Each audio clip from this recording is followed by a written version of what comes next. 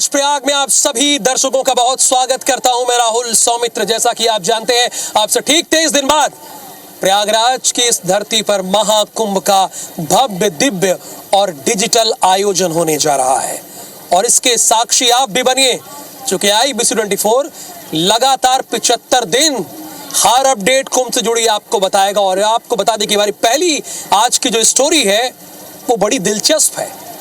पहली स्टोरी ये है, जैसे कि आपकी ये मान्यता है कि गंगा जी में फूल माला, मूर्तियां या धार्मिक ग्रंथ जो थोड़ा पुराने हो गए होते हैं, आप उसे विसर्जित कर देते हैं।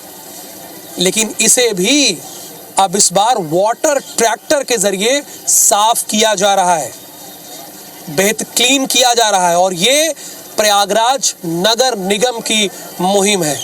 इस वाटर ट्रैक्टर की क्या खासियत है और कैसे ये काम करता है, ये बताएंगे हमारे संवाददाता स्टार जैन। स्वच्छता को लेकर देश भर में एक बड़ा अभियान चल रहा है और प्रयागराज महाकुंभ में भी स्वच्छता एक बड़ा विकट चुनौती है प्रशासन के लिए, क्योंकि लाखों करोड़ों श्रद्धालु आएंगे और आस्था की डुबकी लगाते हैं नदी में। और ये त्रिवेणी संगम है, तो इसमें जो डुबकी लगाते हैं यहाँ पर लोग फूल माला तमाम चीज़ें विसर्जित भी करते हैं। ऐसे में एक सफाई बहुत बड़ी चुनौती है और किस तरीके से सफाई को नदी में अंजाम दिया जाता है वो आपको इस मशीन के जरिए दिखाएंगे। प्रयागराज नगर निगम की तरफ से ये मशीन का उपयोग किया जाता है जो पानी में चलती है और नदी में जितनी भी गंदगी यानी रहती है, यानी फूल माला या दूसरी चीजें रहती है, उसको सफाई करती है। आगे इस मशीन में चलेंगे और यहाँ पे ऑपरेटर से भी बातचीत करेंगे और बताएंगे कि किस तरीके से इसको सफाई किया जाता है। यहाँ मैं इस वक्त रिवर स्टीमर में मौजूद है। हमने दिखाया था कि आपको नगर निगम क्या क्या प्रयास कर रहा है।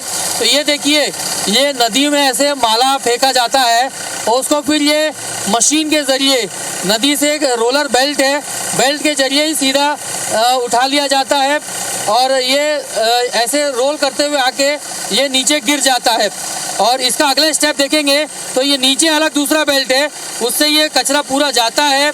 और पीछे आपको दिखाऊंगा, कैमरामैन से कहूँगा कि पीछे भी दिखाए कि ये कचरा ऐसी बेल्ट से होते हुए जाके आखिरी में ये जो बेल्ट अभी नदी में है, क्योंकि बाद में इसको किनारे पे ले जाया जाता है और किनारे पे ले जाने के बाद इसको डंप कर दिया जाता है। ऑपरेटर से बात करते हैं। एक दिन में आप लोग कितना देर आप काम करते हैं, पहले ये बताएंगे। ये 8 घंटे ड्यूटी करते हैं। 8 घंटे अगर नगर निगम उससे ज़्यादा बोलते हैं चलाने के लिए तो हम चलाते हैं। अच्छा, और कितना कचरा इकट्ठा हो जाता होगा लगभग? लगभग वही 2 ट्राली बोलते हैं, जो ट्रैक्टर वाली ट्राली होती है, 2 ट्राली एक दिन में निकल सकती है। 2 ट्राली। तो सरकार लगातार प्रयास कर रही स्वच्छता को लेकर, तो आप क्या संदेश देंगे लोगों को? ऐसे नहीं, स्वच्छ भारत सुंदर भारत, हम साफ यही कहेंगे, स्वच्छ रखिए, सुंदर रहे। देखिए, ये नगर निगम के कर्मचारी हैं, सफाई कर्मचारी हैं जो ड्यूटी पे लगे हुए हैं और साफ इनका कहना है कि वैसे तो 8 घंटे की इनकी ड्यूटी होती है, लेकिन जैसा नगर निगम से निर्देश मिलता है, क्योंकि महाकुंभ है और लाखों करोड़ों लोग श्रद्धालु यहाँ पर आएंगे और निश्चित तौर पर जब आस्था की डुबकी लगाते हैं तो बहुत सारी चीज़ें विसर्जन करते हैं, जैसे फूल माला है, अगरबत्ती है, तमाम चीज़ें हैं। तो उसको नदी को साफ रखना है और इसीलिए वो दिन रात इसी मशीन के जरिए सफाई कार्य में लगे हुए रहते हैं। यहाँ कैमरामैन अजय गुर्जर के साथ स्टार जैन, IBC24 प्रयागराज। देखिए, प्रयागराज में आयोजित होने जा रहे महाकुंभ की दिव्यता और भव्यता सिर्फ देश में ही नहीं, पूरे विदेश में चर्चा का विषय है। और देश के कोने कोने से तो लोग आएंगे ही, विदेशों से भी यहाँ पर लोग आने शुरू हो गए अभी से ही। अब इसमें जिसकी ड्यूटी लगा दी जा रही है, चाहे अधिकारी हो, कर्मचारी हो, वो खुद को बड़ा सौभाग्यशाली मान रहा है। इसी कड़ी में IBC24 की टीम एक पुलिस इंस्पेक्टर से मुलाकात हुई। इनका नाम धर्मराज उपाध्याय। इनकी ड्यूटी खत्म हो गई थी, ये हमसे मिले और हमसे बातचीत किए और प्रयागराज के महाकुंभ की महिमा पर इन्होंने एक कविता लिखी थी और इन्होंने हमें सुनाया। जरा आप भी सुनिए कि प्रयागराज की इस महाकुंभ में पुलिस वाले कवि की इस कविता को। और IBC24 लगातार महा कवरेज कर रही है। इसी में हमें धर्मराज उपाध्याय जी मिल गए और धर्मराज उपाध्याय जी किसी परिचय के मोहताज नहीं है। ये अपनी ड्यूटी में तो सख्त ऑफिसर है ही हैं, लेकिन अपनी कविताओं के जरिए आपको लोट पोट हंसाते भी रहते हैं, मुस्कुराते भी रहते हैं, गुदगुदाते भी रहते हैं। धर्मराज जी, आपकी ड्यूटी यहाँ कहाँ लगाई हुई है? यही कुंभ मेला में आया ड्यूटी।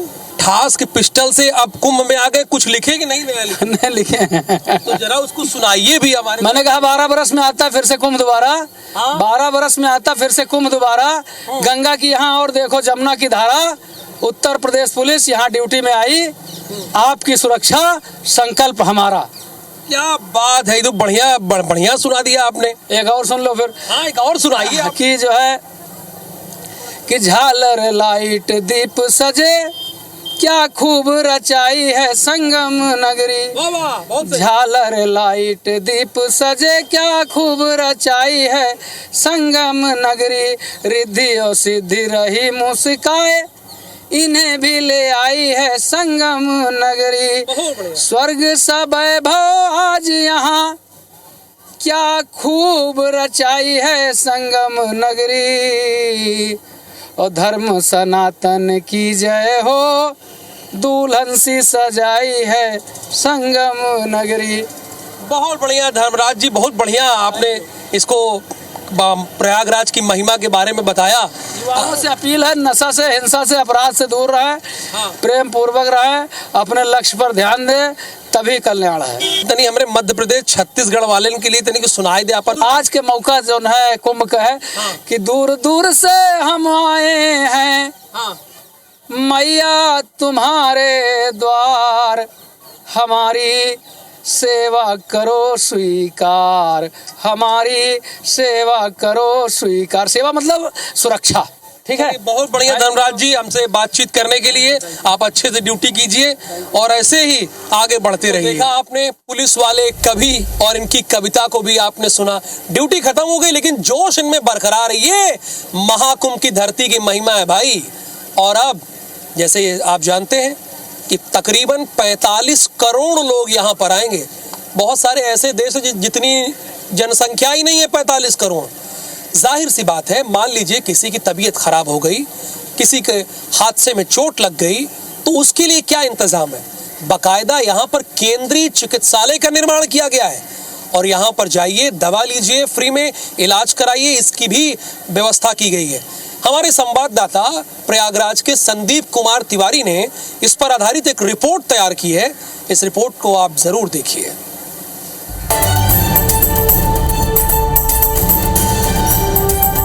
प्रयागराज संगम में करोड़ों लोग आएंगे, कड़ाके की ठंड भी पड़ेगी, तो अगर इस बीच किसी की तबीयत बिगड़ती है तो उसका भी खास इंतजाम है।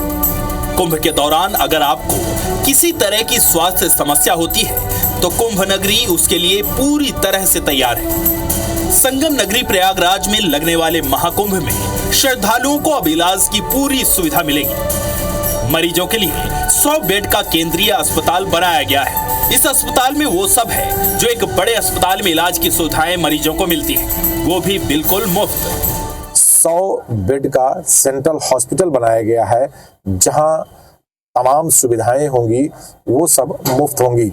ये वो सेंट्रल हॉस्पिटल है जिसको मेला क्षेत्र में बनाया गया है। ले चलते हैं, आपको दिखाते हैं कि इस पूरे सेंट्रल हॉस्पिटल में कौन कौन सी सुविधाएं हैं और क्या क्या चीजें हैं। ये जब आप मुख्य द्वार से अंदर घुसेंगे, उसके बाद जैसे ही बाईं तरफ आप घूमेंगे, आपको सामान्य ओपीडी जो है वो बना हुआ है। शल्य विशेषज्ञ यानी सर्जरी का, यहाँ पर फिजिशियन बैठेंगे, बाल रोग विशेषज्ञ, स्त्री रोग विशेषज्ञ। ये जो गलियारा है ये तमाम डॉक्टरों के बैठने का है, चाहे वो किसी भी डिपार्टमेंट, नाक कान गला हो, अस्थि रोग हो, त्वचा रोग हो, किसी भी प्रकार की कोई भी बीमारी हो, अगर आप कुंभ मेला क्षेत्र में उससे पीड़ित होते हैं तो यहाँ पर आकर आप मुफ्त में दवाई ले सकते हैं, डॉक्टरों की सलाह ले सकते हैं। उससे जब आप आगे बढ़ते हैं इस सेंट्रल हॉस्पिटल में, तो सामने आपका आपातकालीन कक्ष है, यानी कि इमरजेंसी रूम, जहां पर किसी भी आपदा के समय आप आकर जो है अपने आप को डॉक्टरों से परामर्श ले सकते हैं। इमरजेंसी में भी भर्ती करने की सुविधा है और तमाम वो सारी चीजें जो एक सेंट्रलाइज्ड हॉस्पिटल में होती है, वो सारी चीजें आपको मेला क्षेत्र के इस सेंट्रल हॉस्पिटल में देखने को मिलेगा। वहीं ठीक उसके बगल आपको आरोग्य परम धनम, यानी कि सेंट्रल पैथोलॉजी भी है, जहां पर तमाम वो सुविधाएं 50 से ज़्यादा जो है जांचें यहाँ पर हो सकती हैं। तमाम जो चीज़ें हैं आपको हम दिखाएंगे कि यहाँ का जो आईसीयू है, ऑपरेशन कक्ष है, वो भी यहाँ पर है कि मतलब आप अगर किसी तरह की कोई सर्जरी करवानी हो, अगर माइनर सर्जरी करानी है तो आप माइनर ऑपरेशन थिएटर है बनकर तैयार है। वहीं मेजर ऑपरेशन अगर किसी चीज को करना पड़ गया, अचानक से इस तरीके की कोई आवश्यकता पड़ गई मेजर ऑपरेशन का, उसके लिए भी यहाँ पर मेजर ऑपरेशन थिएटर बनकर तैयार है। और ये है वो गहन चिकित्सा इकाई, यानी कि इंटेंसिव यूनिट केयर आईसीयू, जहां पर 10 बेड बनाए गए हैं और उन 10 बेडों पर क्रिटिकल जो पेशेंट्स आएंगे मेला क्षेत्र के, उनको यहाँ पर भर्ती कराया गया है। इस हॉस्पिटल के साथ साथ बाहर जो सरकारी अस्पताल हैं उनमें भी तमाम वो सुविधाएं प्रदान की गई हैं जिससे किसी भी मरीज को किसी प्रकार की कोई असुविधा न होने पाए।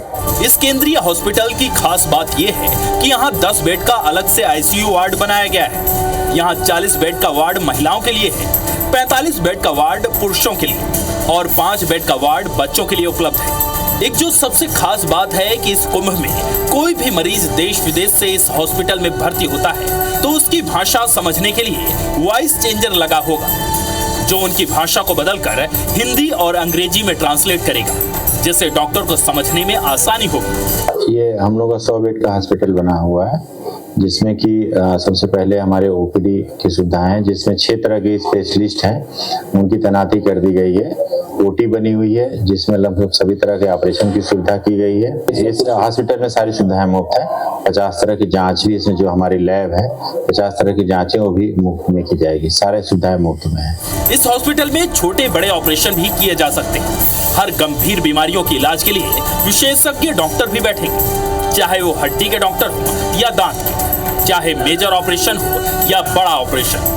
स्त्री और प्रसूति रोग विशेषज्ञ, कान नाक गले के डॉक्टर भी यहाँ होंगे। सबसे बड़ी बात है कि अगर कोई महिला प्रेग्नेंट है तो उनकी डिलीवरी की भी सुविधा यहाँ मिलेगी। दिव्य कुंभ, भव्य कुंभ और स्वस्थ कुंभ की परिकल्पना को ये 100 बेड का केंद्रीय अस्पताल साकार करेगा। संदीप तिवारी, IBC 24, प्रयागराज। तो आपने देखा किस तरह केंद्रीय चिकित्सालय में व्यवस्था की गई है। और अब आपको बता दें, जब संगम क्षेत्र में सबसे पहले आप आते हैं तो महज 500 मीटर की दूरी पर बड़े हनुमान का मंदिर है, जिसे लेटे हुए हनुमान जी कहते हैं। इसकी क्या महिमा है और क्या है इसका वर्णन, वो आपको अपनी इस रिपोर्ट में दिखाते हैं। नमस्कार, IBC 24 की टीम इस वक्त बड़े हनुमान मंदिर पहुंच आई है। अब तो इसे भव्य रूप दे दिया गया है, इसे बाकायदा कॉरिडोर के रूप में विकसित किया जा रहा है। ये मंदिर बहुत पुराना है और ये स्वयंभू हनुमान जी हैं। 1500 ईस्वी में ये स्वयंभू प्रकट हुए थे। बाद में जानकारी ये भी हमें मिली और दस्तावेजों में भी जिक्र है कि अकबर, मुगल शासक अकबर जब इन्हें यहाँ से हटाना चाह रहा था, चूंकि वो किले का विस्तार कर रहा था, तो ये हनुमान जी और नीचे चले गए और अभी जमीन से 12 फीट के नीचे पे हैं। अब इसे उत्तर प्रदेश सरकार कॉरिडोर के रूप में विकसित कर रही है पूरी तरीके से। पहले एक मंदिर था लेकिन अब इसे कॉरिडोर का रूप दे दिया गया है। तो ये मुख्य द्वार है जो आप देख रहे हैं, यहाँ से एंट्री की जाती है। बड़े हनुमान मंदिर की तस्वीरें देख रहे हैं और यहाँ पर यानी प्रयागराज में ये जो हनुमान जी हैं वो लेटे हुए हैं, विद्यमान है नीचे। ये देखिए, यहाँ से लोग तमाम भक्तगण प्रवेश करते हैं जो यहाँ के लोग हैं। आप भाई साहब? हम रेगुलर आते हैं। आज हमारा शुभ नाम है आपका? राहुल तिवारी। अच्छा, तिवारी जी। हाँ, तो आज हमारा जन्मदिन है तो आप भगवान जी के दर्शन करने आए हैं। जन्मदिन के मौके पर हनुमान जी के दर्शन करने आए, अच्छी बात है। जी जी अब जी। तो इसे बहुत भव्य रूप दे दिया गया, कॉरिडोर बहुत ही बढ़िया है। आगे जाने पे ये क्या कहते हैं, जो भीड़ मंगलवार को शनिवार को होती है उसमें बहुत ज्यादा वो आएगा, नियंत्रण होगा और भीड़ हो जाती है क्या? बहुत ज्यादा। मतलब आप ये समझ, प्रयागराज बिल्कुल मंगलवार और शनिवार मान्यता है यहाँ पे आना ही आना। बस महाकुंभ चल रहा है तो इसमें और भी भीड़ आने की उम्मीद है। चलिए, बहुत शुभकामनाएं आपको जन्मदिन की। आपका जन्मदिन है। आपका भाई साहब क्या नाम है? जय श्री। मैं हूँ डॉक्टर विष्णु सुवासिया। मैं मुंबई में जनरल प्रैक्टिस करता हूँ मेडिसिन में। मुंबई से आए हैं आप? हाँ, लेटे हुए हनुमान जी के दर्शन करने आए हैं। बहुत खुशी की बात है कि हमें प्रभु राम जी ने अयोध्या से बुलावा भेजा है और हनुमान जी ने भी हमें बुलावा भेजा है। हम बहुत खुश हैं इस हर अयोध्या से दर्शन करते हुए आ रहे हैं हम लोग। ये प्रवेश द्वार है, देखिए ये तमाम भक्तगण यहाँ जा रहे हैं। ये प्रवेश द्वार है, यहीं से प्रवेश करते हैं। ये बड़े हनुमान जी का परिसर है जो आप देख रहे हैं। यहाँ पे हनुमान जी जो हैं वो लेटे हुए हैं, यहाँ विराजमान है और स्वयंभू ये प्रतिमा प्रकट हुई थी उस वक्त। ये देखिए बड़े हनुमान मंदिर का ये कॉरिडोर है जिसे आप देख रहे हैं, आने वाले समय में इस तरह से बन के तैयार होगा। वो देखिए जैसे कि वो पुजारी भवन देख रहे हैं, तो अजय जी दिखाइए वो पुजारी भवन वही है, बन के तैयार हो रहा है। ये पूरा हनुमान कॉरिडोर है विस्तृत। ये किले के जस्ट आप बगल में देखेंगे किला है और उसके बाद ये पुजारी भवन है। ये हनुमान मंदिर हो जाएगा, बाकायदा कॉरिडोर। इसको इतना भव्य रूप दिया गया है, इसे बनाया गया, इसी तरह से बन के तैयार होगा ये। फिलहाल लगातार काम प्रगति पर है, जैसा कि आप देख भी पा रहे हैं कि इसे पूरा भव्य स्वरूप दे दिया गया है। ये वो प्रवेश द्वार है, वहाँ से प्रवेश करेंगे, वहाँ भक्तगण तमाम आते हैं, वो उस तरफ जो आप देख रहे हैं गेट। और ये निकास द्वार है, ये निकास द्वार है जो कि महाकुंभ से पहले तैयार हो गया है। ये निकास द्वार है, यहाँ से लोग निकलेंगे।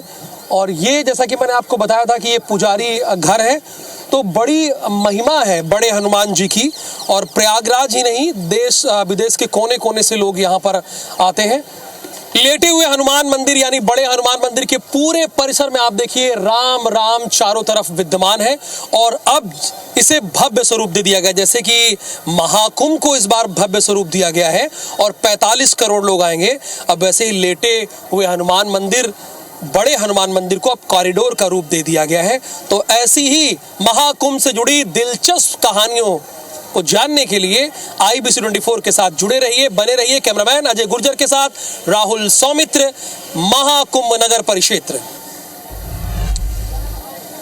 तो IBC 24 जैसा कि आप जान रहे हैं महा कवरेज लगातार कर रहा है और महाकुंभ की हर एक तस्वीर आपको सबसे पहले दिखाने का हमारा आपसे कमिटमेंट है। फिलहाल इस बुलेटिन में इतना ही, मुझे अनुमति दीजिए और बने रहिए IBC 24 के साथ। नमस्कार।